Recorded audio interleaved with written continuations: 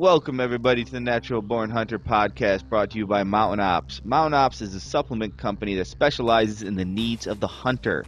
If you need a little more protein in your diet, boom, hit up the Magnum. 3 different sources of protein in there, so it absorbs in your body at different points in time, making it last longer so you can get stronger. You can also check out their Yeti pre-workout, perfect for hitting max lifts, PRs, getting your head in the game, and getting after it. They also have Enduro for those of you who are a little more cardio-based in your workouts, looking to charge hard for long hours at a time. The podcast is also brought to you today by Alaskan Guide Creations, the originators and innovators when it comes to bino harnesses. They're the guys to do it first and do it better, frankly, than everybody else out there. If you're going to dump a bunch of money into getting fantastic, great, expensive binoculars, well, then you better, spend a little bit to protect those. They're super reasonably priced. They come in great camo patterns, and they're a fantastic product. They strap it to your chest, hold them down, fully encased in there, and protect them from all the elements. So check them out. Without further ado, let's fire this puppy up. Welcome, ladies and gentlemen, to the Natural Born Hunter podcast. I'm your host, Will Bradley, along with the man, the myth, the legend. They call him Big Sexy out in the Western Mountain States. How you doing tonight, Phil Mendoza? I'm doing good, man. How are you doing, Will? I'm doing good. And we have another good friend of ours on tonight, Santino Castellanos, whose name I'm trying not to butcher. Got it. Good job, Will. Thank you. And you guys just returned from what looked like a very exciting SHOT Show. Yeah, it was a good time. SHOT Show is always a little bit crazier than some of the other trade shows that I'm able to go to every year. But Phil and his wife came out, and my wife was there, and it's always good to have good family and friends surrounding you. So it was a good time. I'll just say we didn't sell ourselves short of fun by any means. Now, walk us through it, those of us who haven't been to SHOT Show. I know you're a veteran at this now, but start us from the beginning. Where do you start SHOT Show off at? Well, I don't know if I'm a veteran, but it's one of those things that, as I've been able to go the last few years, I've been fortunate enough to, go out there, represent True Sight and some of the shows that I sell for. Usually we get out there a day early because on Monday there's an event called Range Day. And out of all the days that I'm there through the whole week, that's just a really fun time because I can, go and network a little bit, but more putting work aside and just going and look at all the new firearms that are being launched and, people, wanting to shoot different firearms, like they have like a rapid fire gun or bump fire. So like with the recoil of the gun, it's almost, simulates shooting a fully automatic. That first day for, a few of us is a really, really fun day just to kind of unwind and get your head wrapped around the storm that's about to hit starting Tuesday morning. Tuesday morning then kicks off into, depending on who you are and what your goals are at SHOT, just meeting after meeting after meeting. The first SHOT Show I went to, and I know Phil went this year for the first time, it's just almost just trying to come up for air and breathe for a few minutes because it is so packed. Again, I'm very fortunate to look at the outdoor hunting industry, ATA, just returning a week from ATA and then hitting this show. But now you're dealing with every gun manufacturer, tactical, defense company, backpack companies, and I'm not just in the hunting field, but all across the board. Case companies that are, I think I've heard Aaron Snyder say that you could walk every booth and spend maybe 5 minutes there and you won't get every booth at SHOT if you were there the whole week. I don't know if that's true or not. I don't want to prove that theory right or wrong, but there's just a lot to be seen. And some people don't even know that there's a second floor. Like you can be overwhelmed just on the first floor. So by the time you get to the second floor in the basement and then some of these breakout rooms, you're like, man, this industry's huge. Yeah, I mean, I was only there I essentially only visited the show floor for a day, and not even the full day. And I was talking to Will about it, and I said, you know what? I'm glad that this isn't my primary show to go do purchasing for my shop because I visited essentially 4 booths in about 3.5 hours. That's about it. Yep. and then adding meetings to that. You have to sit down and do a 15, 20-minute meeting, and then jog over to the other side of the room. And I've never been in New York City. Will, you could probably help me out with this, but it's like shoulder to shoulder, people bumping into you to some degree, depending on what time you hit the floor. And it's not that they're trying to be disrespectful, but everyone's trying to get somewhere and handle their initiatives. Yeah, that sounds a lot like New York City. Only New York City also smells bad. Well, there may have been a few whiffs of people that were walking by that were running and gunning. You're like, oh man, but then there's the food trucks there too, so it could be one or the other. But nonetheless, yeah, people are running around trying to do a lot of business. So there's a few bad smells. Potentially, yeah. Just depends on what day and what time you're there. All right, so what was the most fun gun you shot during that period? I've been able to shoot on range day. I've been able to shoot a few different guns. The one I think I was probably most excited about was the new Browning Speed X Bolt that they're coming out with. Browning launched a new camo line called Speed, and they have a new. Well, it comes in various calibers, but they had a 30-06. It has a muzzle brake, fluted barrel. It's just and the way that gun reloads, because I do some mountain rifle hunting. It's just, it's probably a gun that I'm going to have to maybe order from Browning. Do you purchase it? Yep, yeah, that's correct. And then I they have a high power handgun, and I'm not a big handgun guy, other than the fact when I shoot that handgun, the high power, I feel like I'm Billy the Kid, because they have the little, metal plates that you can hit down at like 10 or 15 yards. And I don't know, once I put my hand on that gun, I felt like I could hit anything. I have a big place in my heart for Browning guns.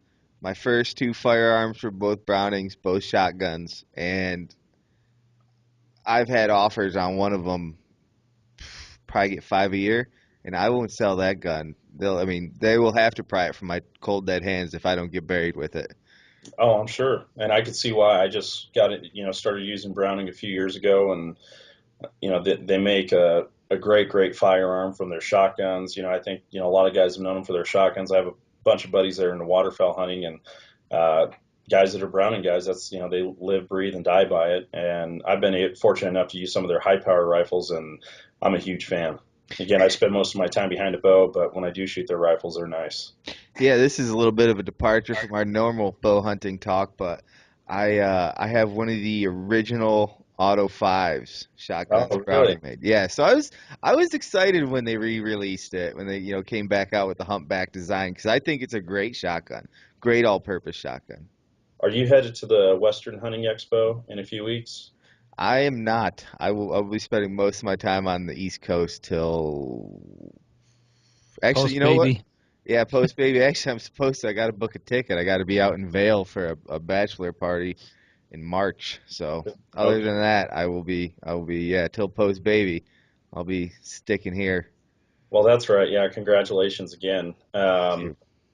If you do have a chance to go to that Western Hunting Expo, it's a fun show. But the Browning Museum is just right up the road, about 30 minutes, and we have a good relationship with those guys. But it's been really cool to see the heritage and John M. Browning and like how he started that whole company. But part of that history and the relationships there also, makes that gun a lot funner to shoot for sure, It or any of their guns. it definitely does. I actually looked up the old plans, like his original plans and drawings and stuff on it, and that guy was a genius, way ahead of his time with his gun design. It's kind of a fun thing to do if anybody's interested. Go and start looking up, John M. Browning's designs and his drawings and stuff that he came up with and the way he did it, and they're works of art.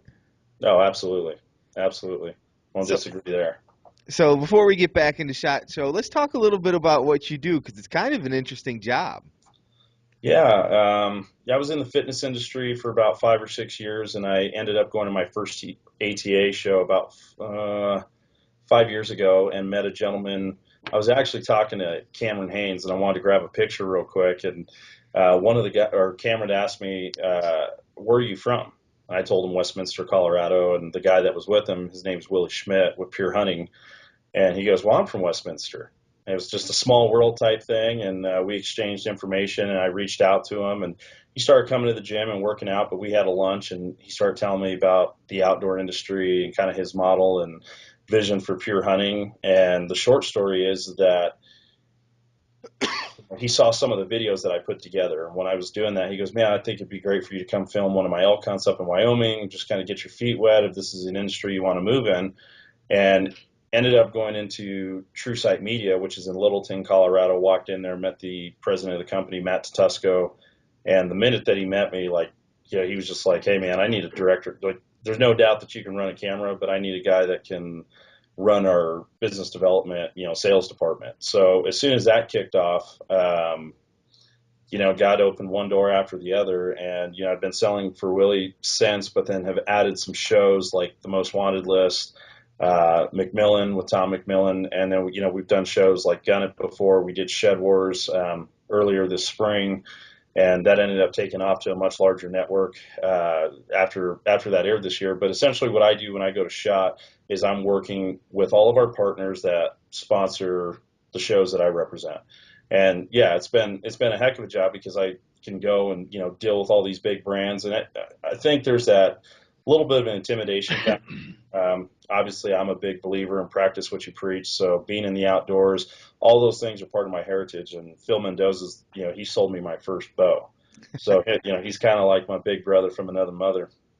And, him and I bounce a lot of ideas off each other. But at the end of the day, we've been able to spend some time in the field, and I've had some what I'd call success there and kind of passing that heritage on to my wife. And while she hunted as well, but like now my son and him having a really good year and just really living the brand and then going and working with these different partners and not just being a sales guy, but, being a fellow outdoorsman that can talk to them about real hunting and life experiences has been something that's been huge with True Sight. And for me, some people dread these trade shows, but I absolutely love them because I don't care if it's 8 o'clock in the morning having coffee or 1 o'clock in the morning out at the bars having a drink, you just never know who you're going to bump into or meet and how you guys can help each other.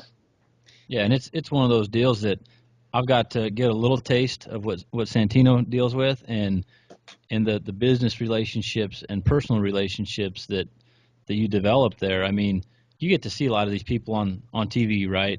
Santino gets to work with some every day, but the rest of us, if you don't know any of these people in the industry, and even like Vortex, for example, right?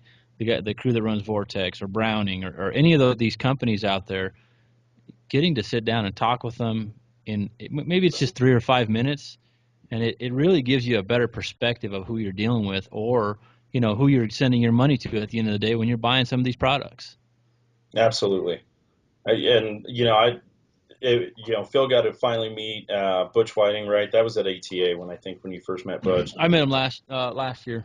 Oh, last year too. Okay. Yeah. And it's these guys get super busy. They have a company. They have all these other initiatives. They're dealing with guys like me that are trying to potentially get funding for some sort of media project or whatever the case is. But they're also licensing their patterns out. They're dealing on the tactical side. They're dealing with their current TV shows, and much more than I could even fathom. It's always fun talking with Butch and Josh and just hearing how much is on their plate with how big that brand's growing. But more than anything, it's just a real opportunity to talk shop, and if there's any media needs that anyone has, if I can't provide them a service, I can definitely point them in the right direction. I think just going to these shows and doing them, from the first ATA that you went to, Will, I'm sure this year when you went, it was a different story. Like, people recognize the face, they know what you're doing, they know what you stand for. But again, I think when people can meet you face to face and look at you and see what you're all about, that's what to me makes this industry really attractive. It's pretty cool because I think the job you do is probably up there with the most important jobs in the industry you could have. Well, thanks, man. I don't know about that. I'm just trying to make everybody that I represent look good. Well, you're a hustler. You're a natural born hustler. That's You make the deals, you close the deals, and people, especially in a position like mine or Phil's or anyone who's trying to get in the industry and media or whatever, that you quickly realize how hard it is or how much work it takes to make deals and build those relationships.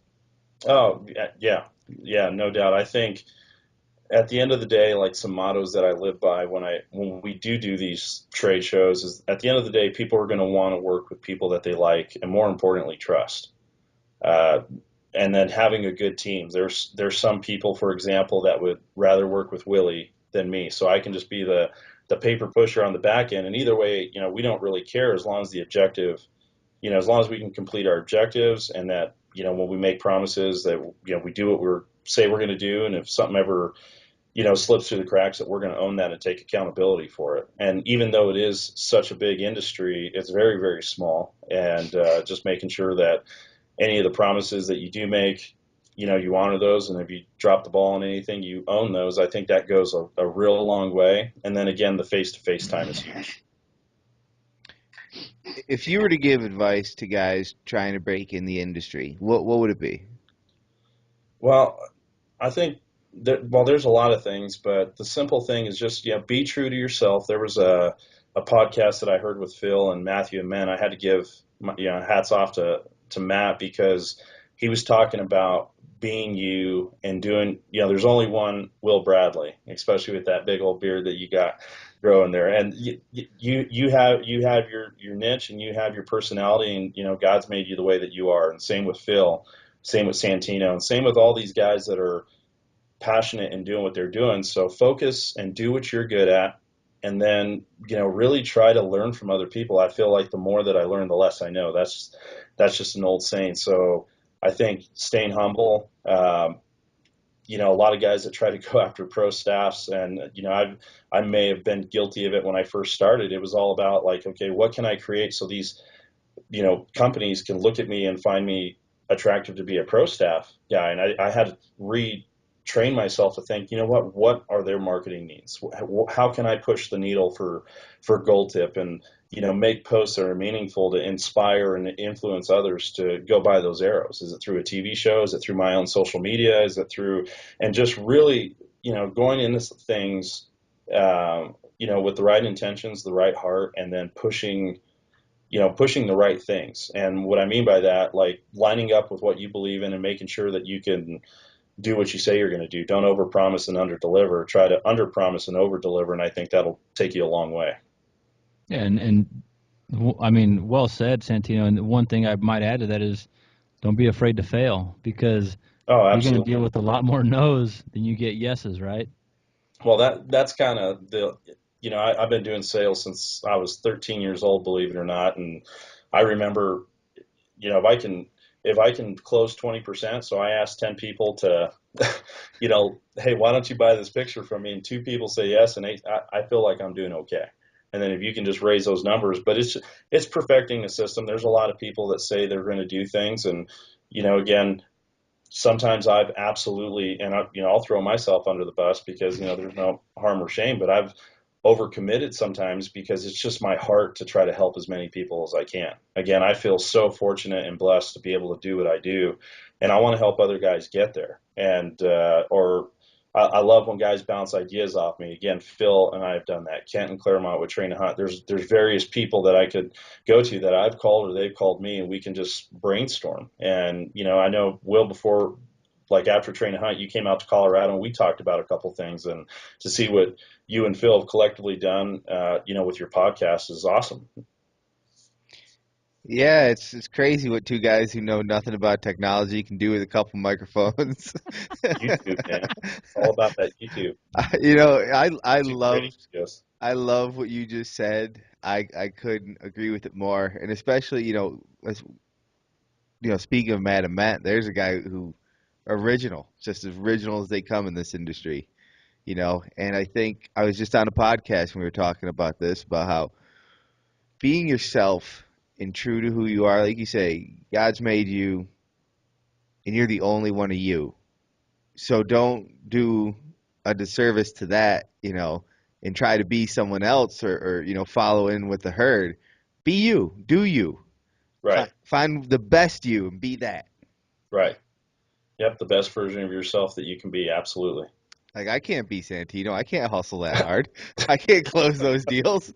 I'd have to call you and be like, Santino, I have some hustling that needs to be done. Hey, man, I'm a phone call away. You were one of the first guys in this industry, and just one of the nicest guys. That's the thing. If anyone's ever out at one of these shows and you come across Santino, say hello and introduce yourself. I think people enjoy making those connections. And a smack on the ass now, or then he doesn't get mad either. I just, and maybe maybe I'm, that's just our relationship. But a good game, good job, type of deal. Yeah. A little, Just don't do the pizza delivery thing and grab me behind the neck, then that might end up pretty bad. a little smack and a gentle tug. Just a gentle tug. That's right. So, getting back to the show stuff, I mean, business side of stuff, Santino, you got to, I got to see, I should say, a little bit of the celebration side of stuff. The banquet we got to go to this year, even at ATA this year, it seemed it was quite the social event, right? I mean, No, absolutely. and and rightfully so. I mean, a lot of guys like yourself and other guys in the industry that are grinding all year. We take a little bit of time that we can to go hunt. We go hunt, and then at the end of the year, it's time to recharge. Shake hands, thank you, appreciate it for relationships. See how we can be valuable to some of these companies moving forward, and then we get to see everybody and hang out. And at SHOT, it was like a bigger culmination. ATA was good, but it seemed like SHOT, it was everybody was there. Right. So, yeah, from the social aspect, I think, there's usually something going on every night, and then there's a few places that we all can circle back and go to a few local bars or whatever the case is. But, anywhere from like the guys from Drop, the Kiefer brothers, companies like Cryptech and Brown, everyone is just, they're so busy throughout the day. And yeah, it's, some people have called it Hell Week, but for me, it's just a really, really fun week. And it can be redundant when you're going to all these trade shows. But I think the bigger picture here, aside from doing business, again, yeah, Will saying I'm a hustler or whatever, I think you can't, just like hunting, you can't, and in some certain places, you're not going to be successful hunting out of a parking lot. You got to go to where the elk are at. You got to go to where the game's at. And people that go to SHOT Show, I think, especially on the world that I live in, you just never know what's going to come about that, the partnerships. And really, it's just, I think everyone busts their butt all year. They're in the field, they're hustling, trying to get their footage, trying to make sure they can deliver their episodes. And we don't really get that one-on-one time. And Facebook may appear that, we're just always hunting and we're not doing things behind a desk or, trying to make sure that we're getting everything done that we have to, that we're just living this glorious life of being in the field and doing all that. And that is so far from the truth, because there is a business behind it if you're trying to be successful. So I think that when you're out and you're hanging out and there's just that camaraderie, it is some downtime. And then potentially, yeah, there could be some partnerships that are stemming or some, relationships and business development opportunities that are there. But I really feel like it's organic. I don't think I've ever gone with the intention of like, okay, I'm going to go out to the bourbon room tonight and have X amount of beers and hopefully I can close this deal. Like my business is done on the trade floor. And then after, we get off the trade floor, it's cocktail time, a late dinner, and probably a late night, just kind of hanging out and seeing everybody and sharing hunting stories with. What was the highlight of this year's ATA? I mean, not ATA, SHOT Show. Well, I think there's quite a few moments, but to see, one of the things that I'll point to is like, Willie Schmidt, one of the nicest guys you'll ever meet. I don't think either of you will argue with me on that. And just the amount of people that, to see because that was the first show I started selling. And, Willie and I have a pretty close relationship. To see what he has done or we have done collectively to build that show to where it is, and the feedback that we've gotten from our peers, other people that have TV shows, has been tremendous. Also, a really good friend of mine, Jason Matzinger, he's done a lot of stuff with like Project Elk. It's just, there's certain people that maybe I don't want to call it a clique because we hang out with a ton of different people, but like usually if Willie's around or Jason or Jim and Jana Waller, or Jana Waller and Jim Kinsey, we always kind of all sync up together. And we all kind of, I don't want to say started all at the same time, but there's a few of us that started at the same time, and to see how much they've elevated and grown is huge. To see like Cryptech, because that's a company that I started with as a camo company when I first got into the industry, and Bush just believed in me because of my passion and my heart. To see that company grow, and I really, the highlight would be is just to see the companies that I've been able to watch grow and mature into these really, really big brands. If you're a TV show or you're a personal company, and then I'll just be a little selfish, seeing my wife all over the Vortex catalog, and all that was pretty sweet. And she looked pretty damn good when we went to the award ceremony. So I'm always proud to walk around with her, and that just feel blessed. Heck yeah. Heck yeah. One of the best sayings I use all the time I got from you is too blessed to be depressed. Amen, man. Well, and that's the thing. I think having my wife there to watch what I do, to see all the ins and outs, and a lot of people that do, like, Phil was on the floor and he got to see some things going on. He was like, dude, you can just see it in people's faces. Like, I don't want to say you either got it or you don't, but it's just taken time for me to get to where I am, to be able to accomplish what I can do, in the week that I'm there, but to be able to share that with my family, and to share a hunt with her this year. She had a great season, and to share that with my son. It's inserting them into my life, and, not feeling, bad about that. To me, that's huge. And that they support what I do, and they're behind me 110%. And that's my support system, along with many, many great people and friends that, are behind me and support what I do. That just makes me feel like the strongest guy, in the room sometimes, because of the support system that I have behind me and want to see me and everything that we're working on do well. That's huge.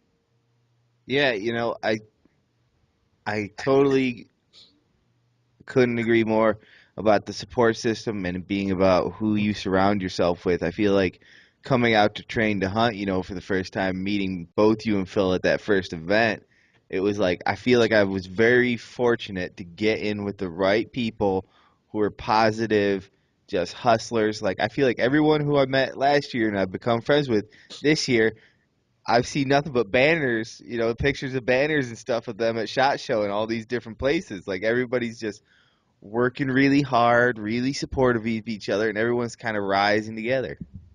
Yeah, and I think, it has to go, back to that, and some of the things that I heard Matt Ament say is that, we got to be for each other, not against each other. We got to support, again, I think that we're all brothers in Christ, but also brothers in, being in the outdoors, and like everyone has their own challenges when they go hunting, and they deal with it. If I went out to, your neck of the woods, who knows what would happen? Yeah, I might Whatever not. you want. Well, there you go. But it's just it is one of those deals. Feel fortunate to be able to be on the outdoor side of it, and then also the business side of it. And I'm just having fun, man. I'm kind of riding this thing until the wheels fall off, and it's been great. What are you looking forward to most in this industry? Definitely being in the field, the opportunities that present themselves. But even more so, like when we go into the field, being able to bring content out of that inspires people. So if it's a new series, or if it's a new short film or a new episode, and really being able to deliver inspiration to people. Again, I'm not talking about my own personal work. Is that what you're asking? Anything, man. Free Yeah. form. You go for it. Yeah, for me, there's something like, because I'm constantly watching content online, and there's, the Brandlin Shockeys, and Donnie Vincent's. There's guys that are they're just raising that bar, just like in anything. You see, I come from the ski and snowboard industry, and I remember watching Shaun White. He just kept raising that bar. It's like, man, like who's ever going to beat this guy? And again, Oh yeah. Shaun's a good friend, like awesome dude. But it's one of those things that the guy just could continue to raise the bar and get it done. And there's companies, there's shows, there's brands, and then there's guys that are just promoting themselves and doing all that. And for me, it's super exciting, because it's, at the end of the day, it's something that I can feel confident before I punch my card that I'm going to be able to leave a legacy for my kids, my wife, and pass on conservation. Because at the end of the day, that's my heart. Like, to be able to do this job in the industry that I'm most passionate about, I somewhat feel retired, because I get to work in this industry and just do what I love. That's awesome. Is there like have you seen anyone in particular? Let me go back a little bit. Did you have anything to do with the new Pure Hunting opening trailer scene that's out there? That video? I did not have anything to do with that other than, watching it and giving Willie my feedback on it. It's good. I Oh, really it's enjoyed great. it. It's fire. It, yeah, it's great. They have that, I think it's opacity, where you got the animal in the background and then Willie turning. It's definitely a little bit of a shorter form, but really well thought out new opening. So I'm excited to see how that, looks with the show and everything moving forward. I think there's gonna be a lot of hunting shows that are stepping well, they are stepping their game up that you're gonna see start being real breakouts. Right. No, absolutely. Well, one of the things I went to as soon as I got off the plane late Friday, or I should say early Saturday morning, ended up sleeping in, and then I went to a film festival for fly fishing, kind of like the Full Draw Film Tour, but for fishing.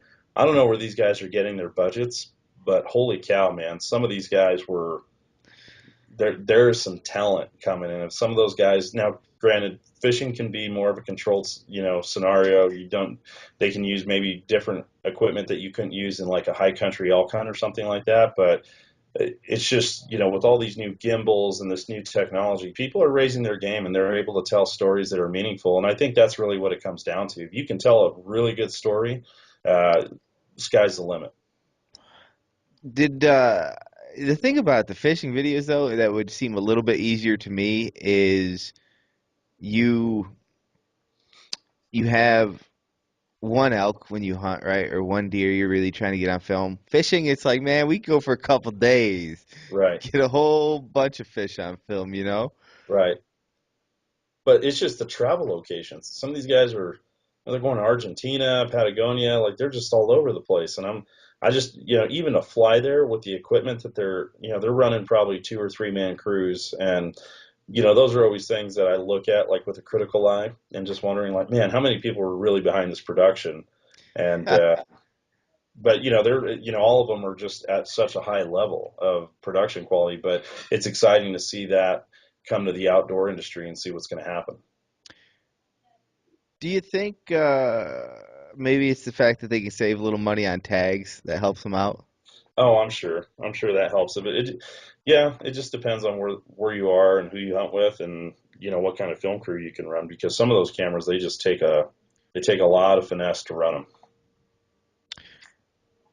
Do Was there anything particularly exciting you saw at SHOT Show? Well, I think one of the biggest things that I saw, um, probably that makes sense in my world, was the new Browning line that they launched, is Speed. It's called Hell's Canyon Speed, and they're making a huge push right now. And again, I don't mean to keep pushing Browning. It's just one of the booths that I was at. Oh, Browning ammunition too. Again, that's Browning. Yeah. So we like Browning, eh? Yeah, and again, I'm not trying to plug them for that reason. I'm just those were a few booths that I was able to see and check out. Vortex, again, I was at that booth for a little while, and they had some, just some really cool lightweight hunting scopes, that are coming out on the market, um, and much more than that. Oh, the new Garmin technology that they're doing. They have the Verb. What's Uh, with that? What's with that? Because I've been seeing those watches out there, and they've got like people's faces on them, or what's?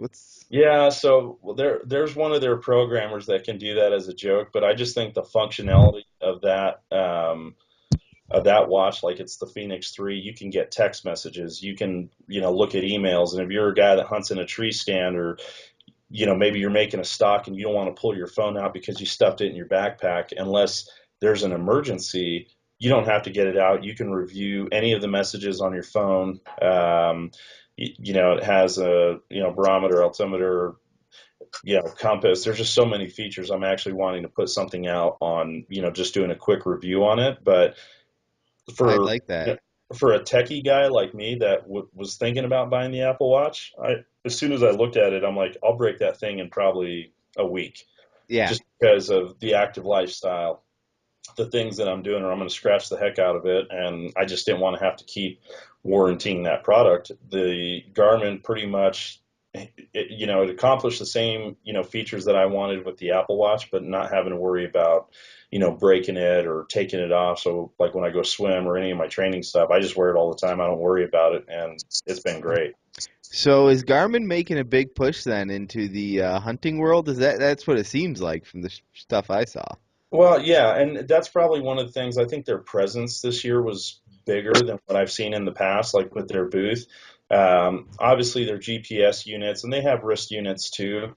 I just think that they've come out with some, what I would call some sexy products. The minute that you look at them and you hear and you see and you know a little bit about them right off the bat, you're gonna want to hear a lot more about them, and that's what I always think a great product is. If you see a product, you hear a few features, and you're like, I got to have that. Well, you don't even need a salesman. They're just that good. And that for me, I'm probably my worst own enemy with that. As soon as I hear a couple cool features, if they speak to me, it's like I got to go buy it. Yeah, I'm guilty of that too. Yeah. Doesn't No. take much. So I think that product right there for me on the technology side was really really cool, and the fact that the battery life on it, like I've been using mine for the last 2 months, and maybe have to charge it when I'm running it hard, every couple weeks, but usually it's like 30 to 45 days. I don't have to really charge it much more than that. That's pretty cool. Yeah, and then their new Verb camera, which is an active camera that like a GoPro, but I've mounted it to my bow and I've been just reviewing the footage. It's just a really really cool option. Just like the GoPro, they have a ton of accessories, but it's also another great option for people that are looking at action cameras. Now, did they have so you're saying they had a much bigger presence this year at the SHOT Show? Yeah, from what I've seen in the past, absolutely. Like their maybe it was their positioning, but their booth looked far, far more larger than what I've ever seen it in the past. And I'm not sure if they were even there sharing a booth last year because I just didn't see Garmin that much. Yeah, you got to think, with the loss, I would think there's a bit of a loss in the personal navigation systems that used to go in cars. A Right. company like that is going to have to pivot, Yeah, and look for new avenues. absolutely. But they've been doing their handheld devices for when you're in the backcountry, and I think they've always done pretty well there. But with companies like Sunto and some of these other, watch manufacturers that are catering, I don't know what that is, I think but Phil's been going in and out. Oh, there we go. I think he's back. I think we got okay. Phil back in. Yeah, but I Hey. think Yeah, we did. there he is.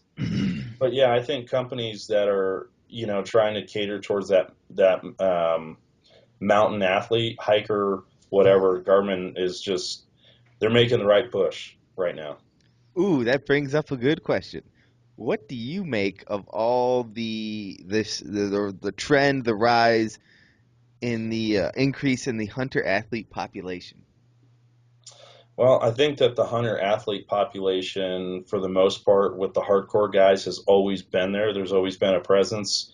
Definitely hats off to Cameron Haynes. That's a huge name and brand, that he's built, and have a ton of respect for the guy to be able to, really put it on just such a bigger platform. And I think that there's a lot of guys in between that and, going for that, top 1%. But, it's funny, Kenton came to the ISE show, which was here in Denver, and there's some guys there that, I don't want to, I'm not putting anybody down, but everyone has their different moments. And, some guys aren't going to hike 10 miles in the backcountry because they just physically can't, but they can call in a bull from anywhere because they know the mountain, they know the animals, and they're just get it done type guys.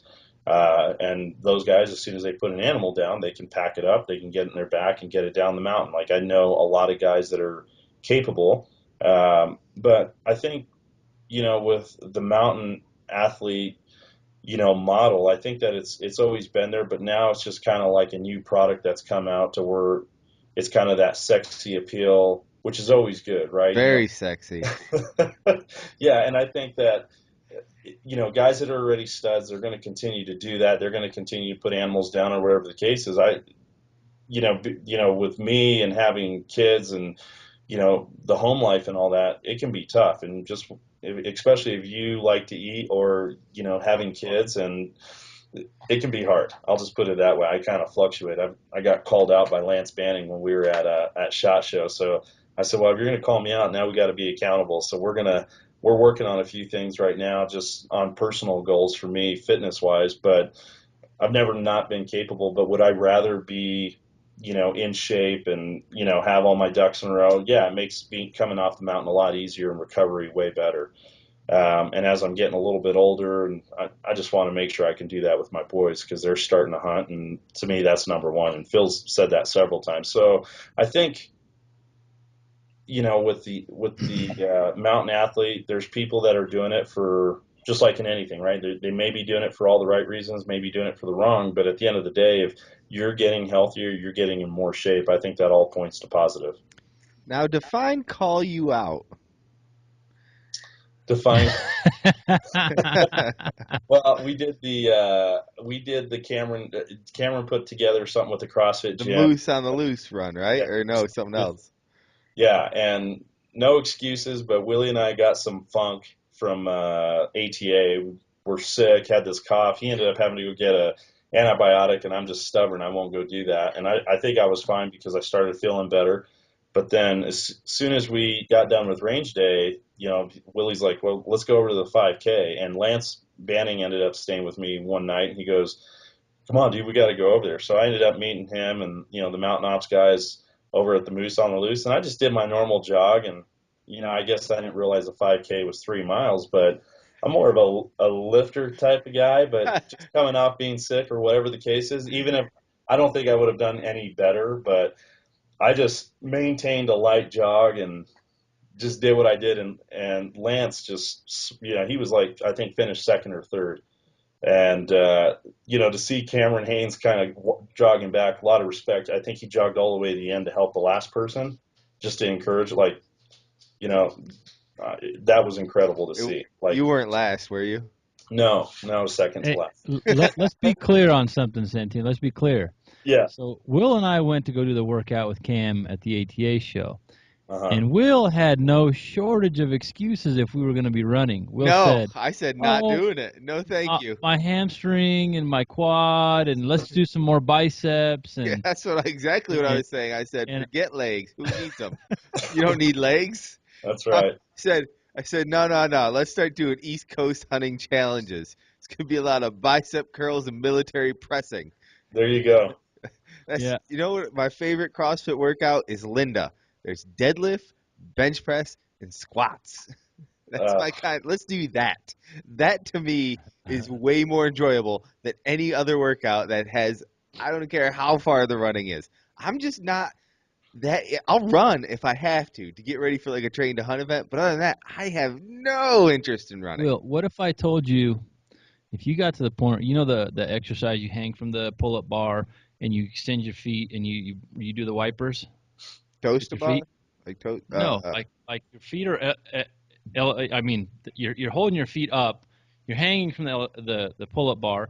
You raise your feet so that way they're at a 90-degree angle with your body, right? And then you start Windshield doing wipers. windshield wipers, Yeah. right? Can you do those? Yeah.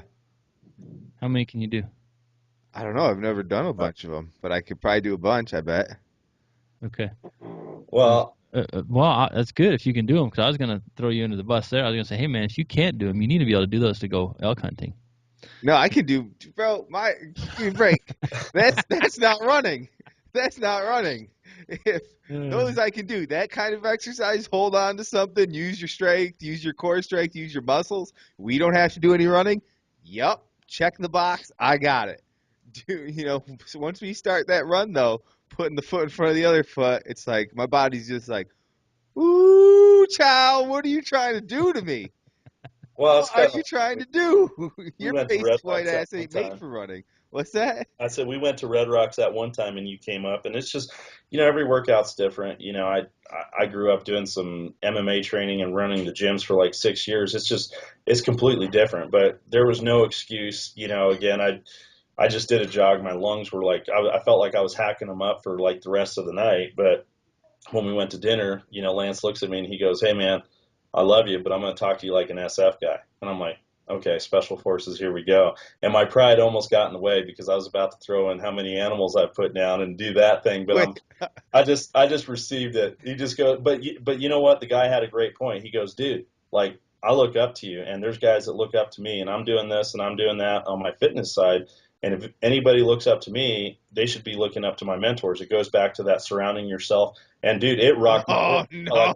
no. I felt like I was at church. I felt like I was at church, and I never looked at it that way because again, I'm not trying to be a chest beater. I've had some luck, and I've been very fortunate to do what I do. But when Lance, even mentioned that, he looked at me at some sort of, at a certain level where he's like, man, I respect you, and I'm always looking to see what you're doing or whatever the case is. Like I guess I didn't realize that or understand it. So when he said it, it hit home, and then I got home and I did his 300 workout, and I ended up doing it tonight, and that's where.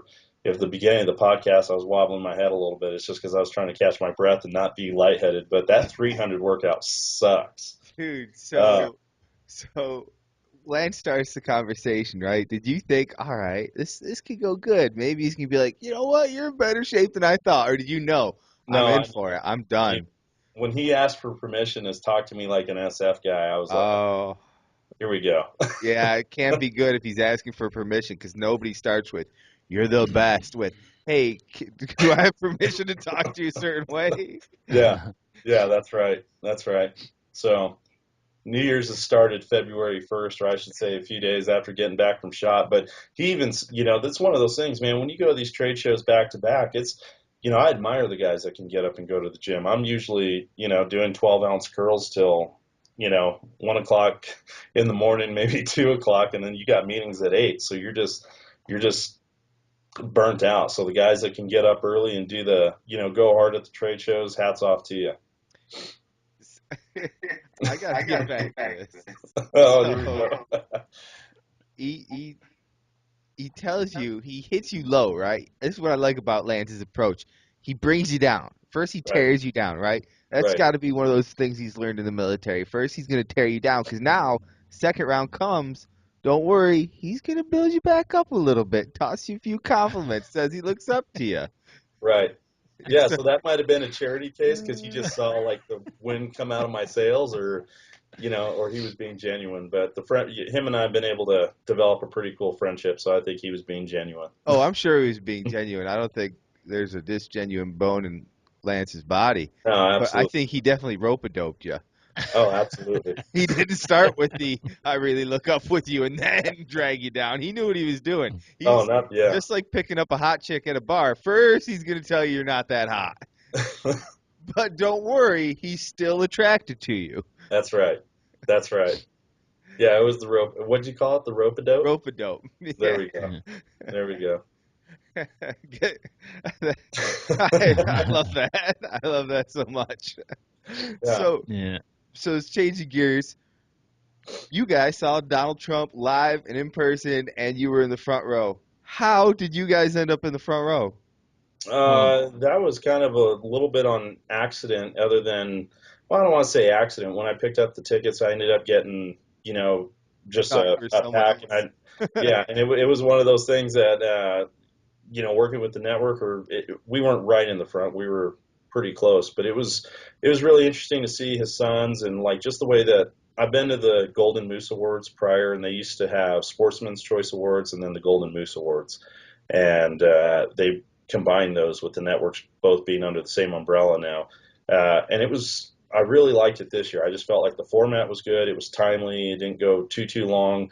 The entertainment was great, and then obviously hearing Donald Trump and uh, sometimes I don't know what it is about somebody being in a room, and I get it, not to get into politics, but they're going to come out and try to tell you what you want to hear, but the fact that he did not use a teleprompter and he walked away from it, because that's one of his big things that he talks about, is not using a teleprompter, and felt like he was speaking from the heart, was really, really genuine, and definitely said some good things to make me feel like if he becomes president, that he's going to be for conservations because of what his boys believe in. He did say, I'd like to get out and hunt too, but I'm too busy trying to run for office. But it was really good hearing that. He didn't get too much in any other things, but for the most part, him talking about conservation was really, really huge for me and spoke to my heart for sure. Now, would you vote for him? Not saying you are voting for him. I'm saying would if he was say running against, say he got into the primary, passed the primary, right? He's running against Hillary Clinton, Bernie Sanders. Would you vote for Trump? Oh, now we got to get into politics. Yeah, I based off what I heard that night, I'd say yeah, I'd vote for him. And some of the other things that I've heard him stand for, I think there's a lot of gray area that hasn't been defined yet that could, without getting too far into it, that could be red flags. But at the end of the day, someone that's going to stand up for conservation is somebody that I think, because there's values in conservation. There's a code, an unset code that we live by, with the integrity of animals and, respecting them and, not being these tree hugger, PETA type people that, don't understand conservation but think that they do. I think that there's something to be said about that for sure. I'll step in right here and say I will not Thanks. vote for Hillary Clinton. All right, Phil going out on a big limb there. Hey, no one not saw that voting coming. for you disrespect the military. You lie. You can't have it, right? I mean, I'm not one to vote against someone, but I won't vote for her. Right. Well, and that's the other thing. I felt like, yeah, Donald Trump did talk about taking care of the military. That's also huge because if you believe in the military, especially the wounded warriors that have come back, and to me, that's also a big thing that I believe in, and I'm super thankful. I represent a company of, some really awesome military guys, Josh and Butch Whiting, and then along with a lot of great people that I've met in their pro staff and people that they support. Our boy, And you got to take care of the guys that have went and put their lives out on the line for our country. That to me is very, with conservation, all that, they just all sync up and line up. So, Phil, would you vote for Bernie Sanders? Here we go. Let me tell you what I do like, okay? Right, because like Santino said, there's a lot of gray area and there's a lot of things with Donald Trump that I may not agree with everything he says, and I might only agree with maybe half of what he says. But the thought of him supporting conservation, him feeling strongly about the military, him feeling strongly about preserving our Second Amendment rights, and hey, as a businessman, if there's a problem, you got to have a business mentality to try to deal with the financial problem that we're dealing with, right, in our economy and our government, because it's a financial problem. So I'm not opposed to consider a business-minded person to help figure some of that stuff out. So those are some of the things that I do like. All right. Who's Bernie Sanders again? Sorry, what? Say who? Say what? He's the guy from Vermont. Just start speaking Spanish. Okay. Yeah.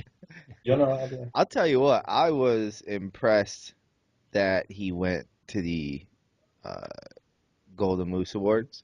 I thought that was a brilliant move on his part. I was really happy he brought up the public land issue. Yep. More importantly than the Second Amendment, because I think the Second Amendment thing's kind of like a softball. You know what I mean? For a lot of candidates, real easy target to hit. But I thought coming and specifically speaking about that one made it seem like you guys said he is listening to his sons, because who else is bringing that information to him? Who do you think? Maybe he came up with the idea of going on his own, but I have a feeling, his boys played a little bit bigger part in that to get him there.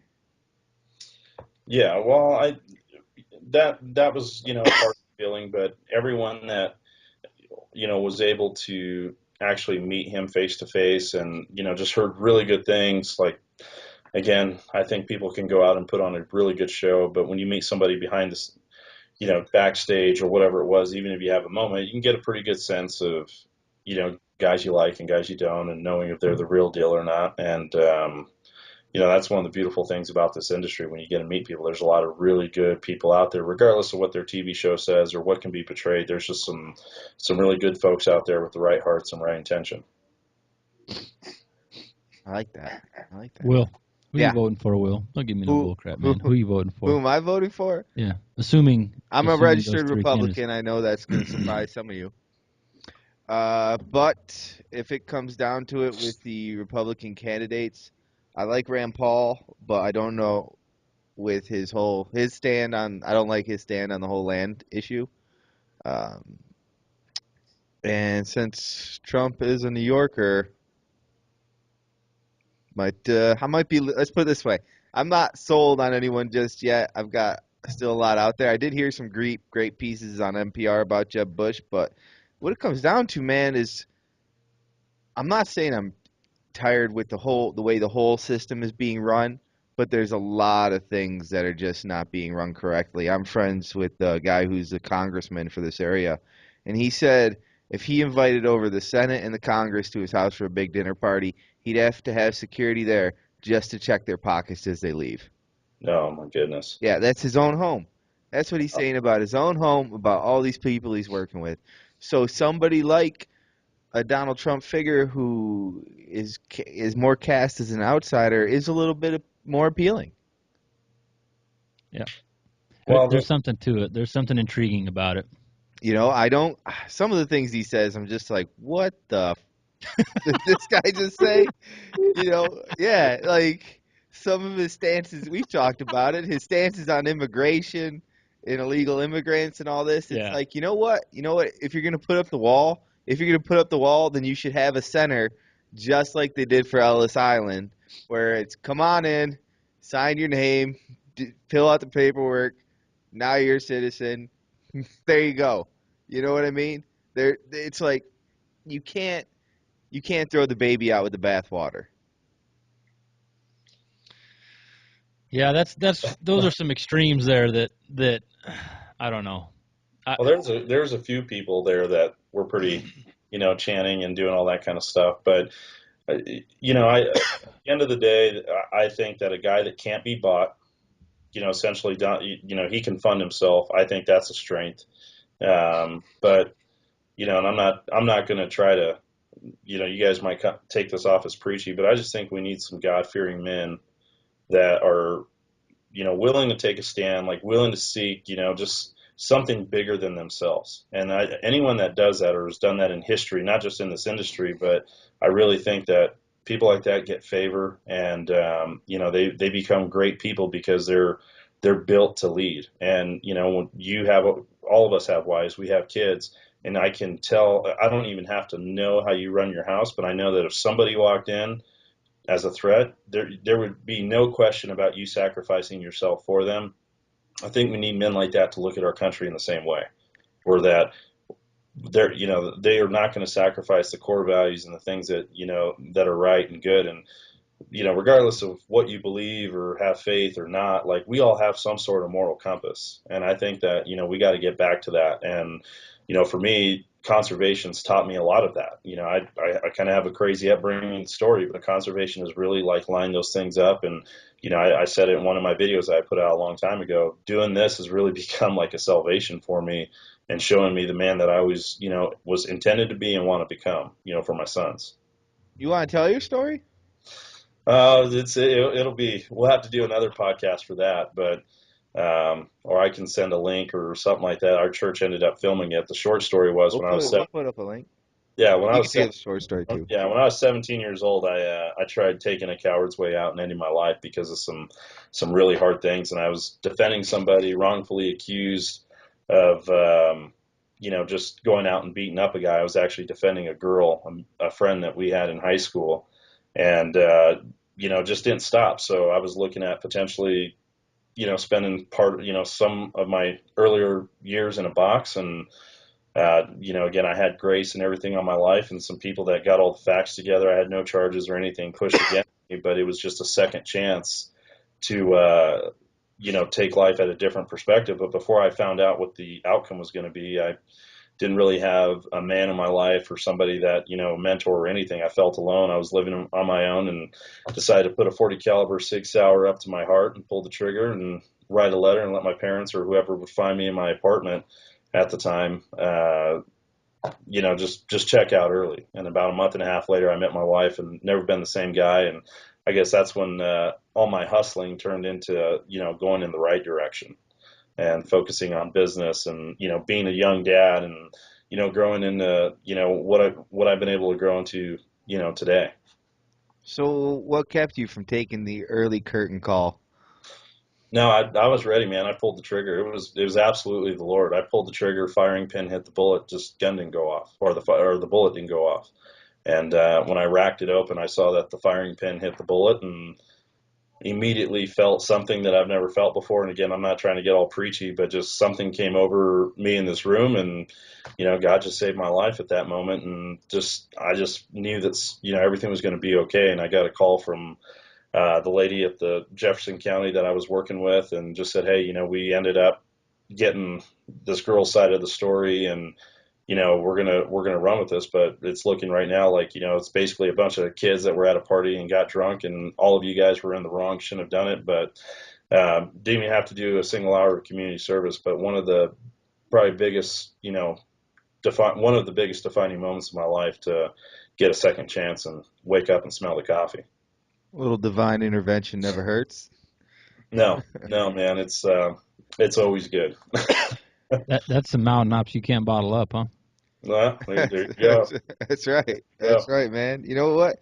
If I probably couldn't even count the amount of times I pray on my hands during the day.